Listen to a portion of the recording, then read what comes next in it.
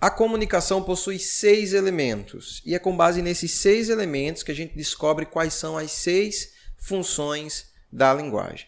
Eu sou o professor David, você deve estar estudando aí para o vestibular, para fazer uma prova na escola ou para um concurso. De qualquer forma, eu estou aqui para ajudar você a entender mais esse assunto. Eu estou aqui para te ajudar a entender esse assunto e você também pode me ajudar se inscrevendo no meu canal, curtindo esse vídeo, ativando o sininho aí para você me empolgar, para você me deixar feliz para eu gravar mais vídeo aqui, mais conteúdo para você, tá?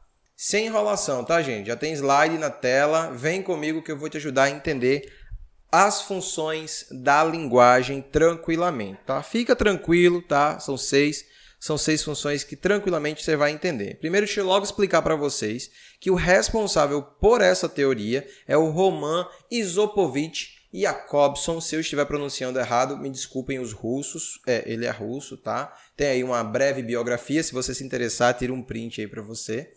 E foi o Jakobson que categorizou as diferentes funções da linguagem presentes nas situações de comunicação. Para o Jakobson e para a gente aqui, olha só, cada função da linguagem, que são 6, está ligada à finalidade do texto, ou seja, por que o texto foi produzido e para quem ele foi destinado. Então, o Jakobson vai pegar os 6 elementos da comunicação. Se você não sabe, se você não entendeu ainda esse assunto, tem vídeo aqui no canal para você assistir, para você entender, tá? Tá aparecendo provavelmente uma indicação aqui em cima para você ver, tá?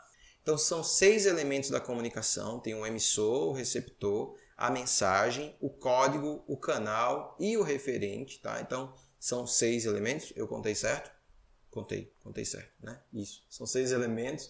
6 elementos da comunicação e cada vez que um desses elementos está em evidência, a gente vai ter uma função diferente da linguagem. Antes da gente entrar aqui nas funções propriamente ditas, deixa eu explicar para você como é que funciona basicamente. O que é que o Jakobson percebeu? Ele percebeu que quando, por exemplo, alguém vai a uma festa e depois você vai contar para alguém, né, sobre como foi essa festa, geralmente as pessoas vão se focar em aspectos diferentes, em coisas diferentes da festa, né? Por exemplo, você vai para uma festa de casamento e você vai contar para um amigo seu como foi essa festa, você pode muito bem se focar em contar como foi que você se sentiu na festa, né? Se você se sentiu, se você ficou emocionado, né? Se você chorou ou não. Então você vai falar dos seus sentimentos em relação àquela festa, tá? Então a gente tem uma função da linguagem para isso. Outra pessoa, no entanto, pode se focar em contar sobre o contexto da festa, então do assunto da festa. Então ele vai falar ali dos noivos, né?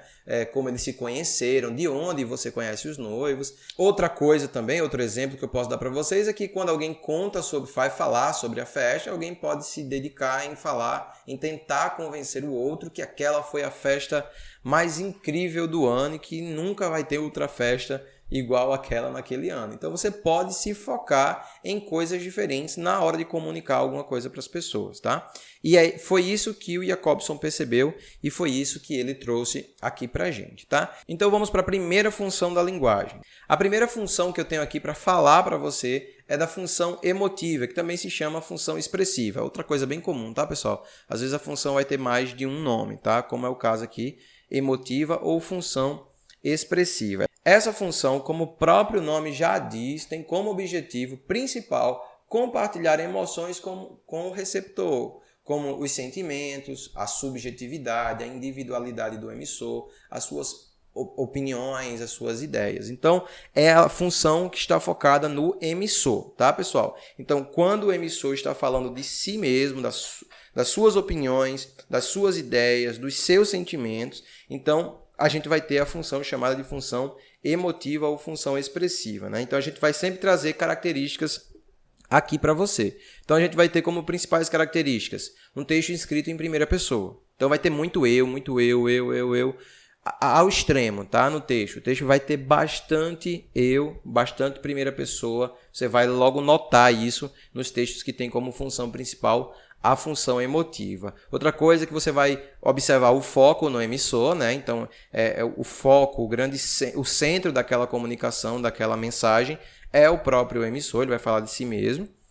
Tem caráter pessoal e transmite emoções para o receptor da mensagem. Então, eu quero contar para alguém como eu me sinto ou quais são as minhas opiniões. Um texto escrito assim tem como função a função emotiva ou a função expressiva. Eu tenho alguns exemplos aqui para você, quase que eu esqueço.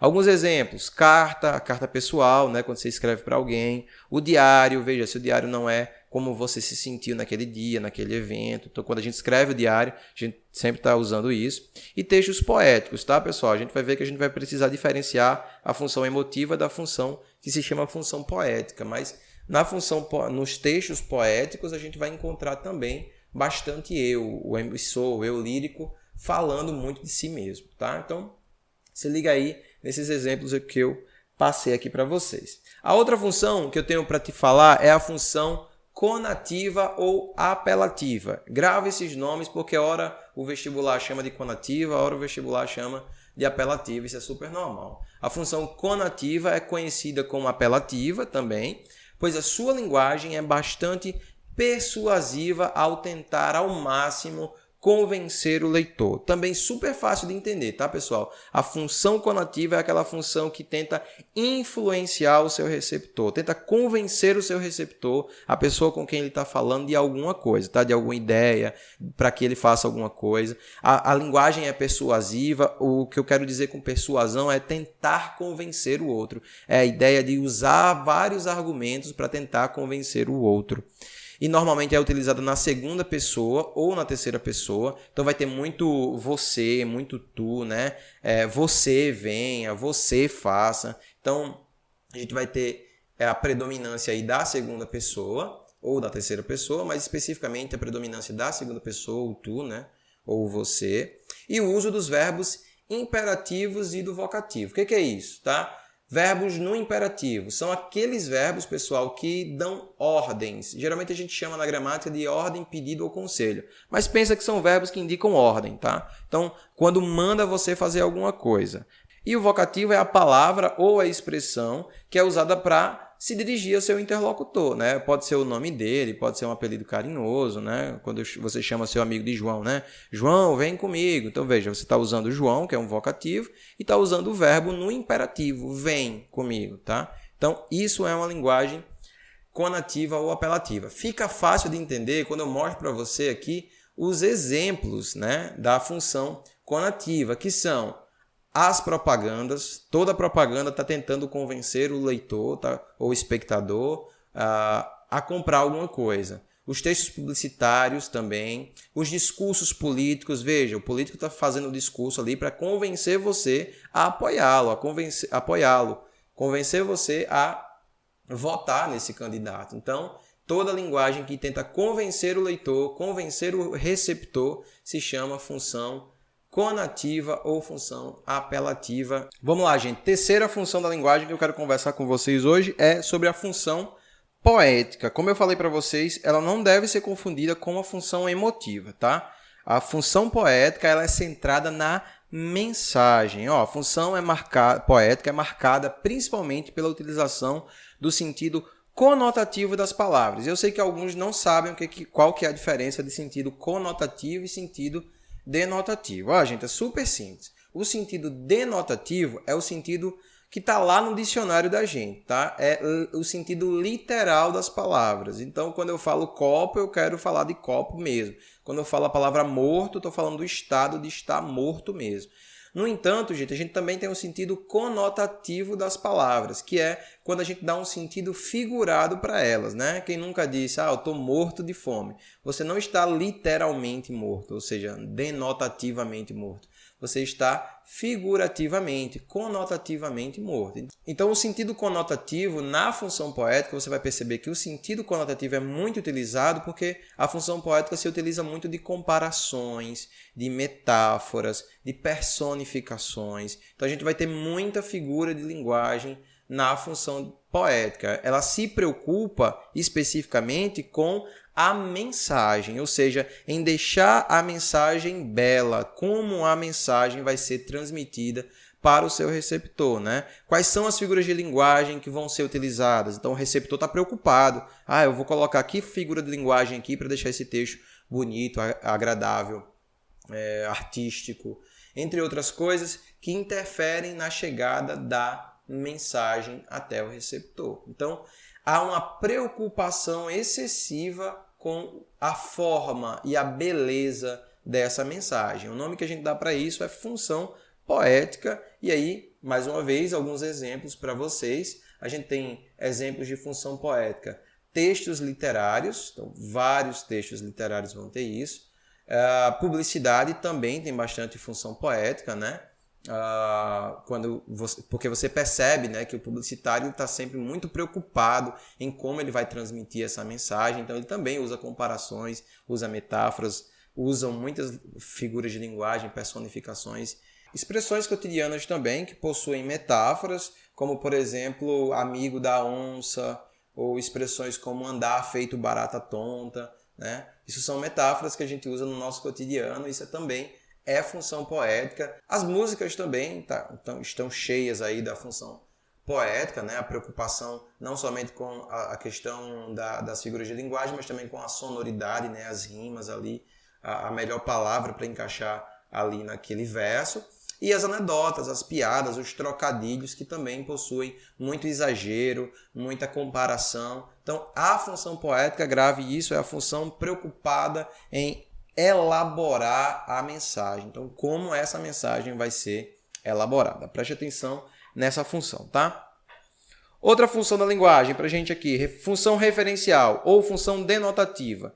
Diferente da função que a gente acabou de ver, a poética, a denotativa, ela se preocupa com aquilo que é literal, a denotação. A palavra-chave aqui, gente, para linguagem referencial, a função referencial ou a função denotativa é você gravar a palavra informação. Essa é a palavra-chave, tá? Informação é a função informativa. O objetivo dessa função é informar. Está cheio de texto que faz isso. Então a gente vai encontrar um texto escrito na terceira pessoa, pode ser do singular, pode ser do plural. A gente vai encontrar um caráter impessoal. Prova disso é, o texto não está escrito em primeira pessoa, tá? Então se o texto é impessoal, ele vai estar escrito em terceira pessoa. Outra característica dela é que ela informa sobre algo sem que tenha subjetividade ou emoção na linguagem. Então você vai observar que o único objetivo da função referencial é informar o leitor sobre algo. A gente vai encontrar alguns exemplos aqui, como os textos jornalísticos, tá? Os artigos científicos. Então imagina, todos os textos jornalísticos, a notícia, não há espaço para metáforas, para comparações na função referencial, nos textos jornalísticos, porque o objetivo é informar. Então há uma objetividade no uso das palavras, na elaboração dessa mensagem. O objetivo é único e exclusivo de informar o leitor sobre algo, tá? Então grava isso aí. Função referencial ou denotativa, grava a palavra informação, que é o principal ponto dessa função, tá? Outra função, e eu gosto muito de falar sobre essa função, é a função fática. Essa função é super legal e super fácil também de você perceber, tá, gente? A função fática é focada no canal de comunicação. Ela tem como ênfase o canal de comunicação e a relação gerada entre o emissor e o seu receptor. Quando a gente olha para a função fática, a gente tem que observar que, já que ela é a função centrada no canal de comunicação, então a preocupação dessa função é estabelecer essa relação, essa comunicação entre o emissor e o receptor, fazer a manutenção dessa comunicação e encerrá-la. Olha só, parece super complicado, mas é muito fácil de entender. Imagina uma ligação. O que é que você faz quando alguém liga para você? Você fala, pelo menos aqui no Brasil, essa é a nossa cultura, né? A gente diz alô, né? Quando você está conversando com alguém, é muito comum que você pergunte como a pessoa está. Veja, você chega para alguém e diz assim, oi, tudo bem? Oi, como você está? Então a gente está sempre perguntando, mas veja que nem sempre, e pode parecer estranho para algumas pessoas, nem sempre a nossa intenção é realmente saber como a pessoa está. Não estou perguntando porque eu quero saber como essa pessoa está Pelo menos esse não é o principal objetivo. A gente faz isso porque a gente quer estabelecer esse canal de comunicação. Então, por isso que a gente diz alô, é por isso que a gente diz tchau, é por isso que a gente está perguntando como a pessoa está, é por isso que quando você está conversando com alguém, a outra pessoa do outro lado fica dizendo aham, ok, é isso. Então, a pessoa fica te dando feedbacks. Então, essas expressões são expressões usadas para abrir o canal de comunicação, quando a gente diz oi, olá, para fazer a manutenção, ou seja, para manter esse canal de comunicação aberto. Então você fica fazendo perguntas para outra pessoa. E também para encerrar o canal de comunicação, né? Quando você quer encerrar a conversa com alguém, você diz, olha, eu preciso sair, ou, olha, eu estou indo. Então, são essas expressões que a gente usa para estabelecer a comunicação, manter a comunicação e encerrar a comunicação. A gente dá o nome de função fática, tá? Eu trouxe alguns exemplos, né? Os diálogos do cotidiano, né? Todo dia a gente está utilizando a função fática, cumprimentar a pessoa, discutir ao telefone, entre vários outros exemplos que a gente tem. Então, são essas expressõezinhas que a gente usa para estabelecer, manter e fechar o canal de comunicação.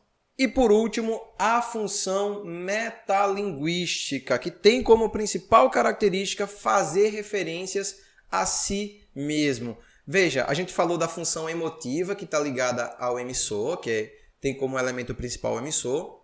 A função conativa ou apelativa, que está ligada ao receptor. A função poética, que tem como principal elemento a mensagem.